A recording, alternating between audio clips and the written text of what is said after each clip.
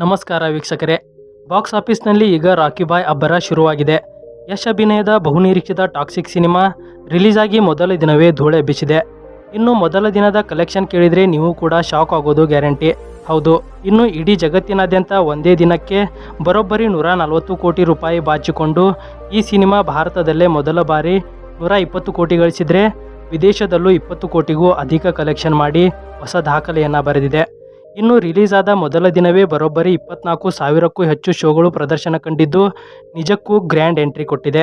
ಇನ್ನು first show ನೋಡೋಕೆ ಥಿಯೇಟರ್ಗಳ ಮುಂದೆ ಜನ ಮುಗಿಬಿದ್ದಿದ್ರು. ಇನ್ನು ಯಶ್ ಆ್ಯಕ್ಟಿಂಗ್ಗೆ ಫ್ಯಾನ್ಸ್ ಫುಲ್ ಫಿದಾ ಆಗಿದ್ದಾರೆ. ಆದರೆ ಥಿಯೇಟರ್ನಿಂದ ಹೊರಬಂದ ಜನರಿಂದ ಮಿಕ್ಸ್ಡ್ ರೆಸ್ಪಾನ್ಸ್ ಕೂಡ ಸಿಕ್ಕಿದೆ. ಕೆಲವರು ಕಂಪ್ಲೀಟ್ ಮಾಸ್ ಅಂದರೆ, ಇನ್ನು ಕೆಲವರು ಓಕೆ ಅಂತಿದ್ದಾರೆ. ಸ್ನೇಹಿತರೆ, ಏನೇ ಇರಲಿ, ಮೊದಲ ದಿನವೇ 140 ಕೋಟಿ ಕಲೆಕ್ಷನ್ ಮಾಡಿರೋ ಟಾಕ್ಸಿಕ್ ಮುಂದಿನ ದಿನಗಳಲ್ಲಿ 1,000 ಕೋಟಿ ಕ್ಲಬ್ ಸೇರುತ್ತಾ ಅನ್ನೋದನ್ನು ಕಾದು ನೋಡಬೇಕಿದೆ.